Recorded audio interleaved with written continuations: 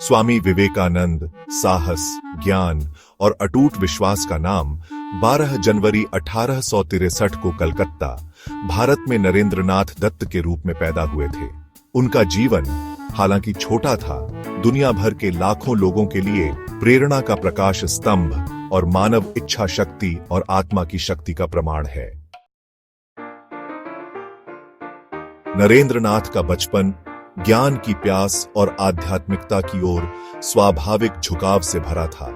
छोटी उम्र से ही उन्होंने असाधारण बुद्धिमत्ता और जिज्ञासु मन का परिचय दिया। वे अपनी पढ़ाई में उत्कृष्ट थे, दर्शन, धर्म और संगीत में गहरी रुचि दिखाते थे। गरीबों और दलितों के प्रति उनकी सहानुभूति उनके दयालु स्वभाव में स्पष्ट थी। एक बच्चे के रूप में भी नरेंद्रनाथ ने भगवान के अस्तित्व पर सवाल उठाए और जीवन और मृत्यु की जटिलताओं से जूझते रहे। यही जन्मजात जिज्ञासा उन्हें बाद में सत्य और आध्यात्मिक ज्ञान की खोज पर ले गई। नरेंद्रनाथ की आध्यात्मिक खोज उन्हें 19वीं सदी के भारत के एक प्रसिद्ध रहस्यवादी और आध्यात्मिक नेता श्री रामकृष्ण परमहंस के दरवाजे तक ले गई। उनकी पहली मुलाकात नरेंद्रनाथ की ओर से संदेह से भरी थी। उन्होंने भगवान के अस्तित्व पर सवाल उठाया, श्री रामकृष्ण के विश्वासों को चुनौती दी। हालांकि श्री रामकृष्ण ने नरेंद्रनाथ के संदेह को समझा, उनमें एक विशाल आध्यात्मिक क्षमता वाली पवित्र आत्मा को पहचाना। श्री रामकृष्ण के मार्गदर्शन में नरेंद्रनाथ ने एक गहरा परिवर्तन किया।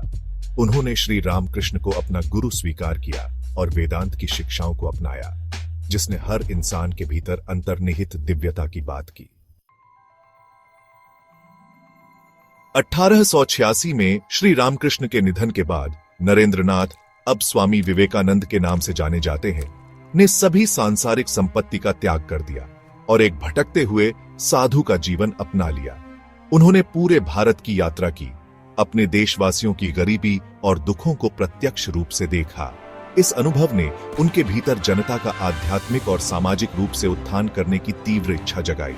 विवेकानंद का मानना था कि सच्ची आध्यात्मिकता अलगाव में नहीं, बल्कि मानवता की सेवा में है।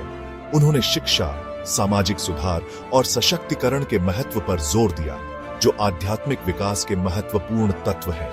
उन्होंने अपने देशवासियों से अंधविश्वास से ऊपर उठने और तर्क संगतता और वैज्ञानिक दृष्टिकोण अपनाने का आग्रह किया। स्वामी विवेकानंद को अंतर्राष्ट्रीय स्तर पर पहचान 1893 में मिली, जब उन्होंने शिकागो में विश्व धर्म संसद में हिंदू धर्म का प्रतिनिधित्व किया। Sisters and brothers of America के प्रतिष्ठित संबोधन से शुरू हुए उनके शक्तिशाली भाषण ने दर्शकों को मंत्रमुग्ध कर दिया और पूर्वी धर्मों के बारे में प्रचलित पश्चिमी धारणाओं को चुनौती दी। उन्होंने हिंदू धर्म को एक सहिष्णु और सर्वसमावेशी धर्म के रूप में प्रस्तुत किया, अंतरधार्मिक सद्भाव और सार्वभौमिक भाईचारे की वकालत की।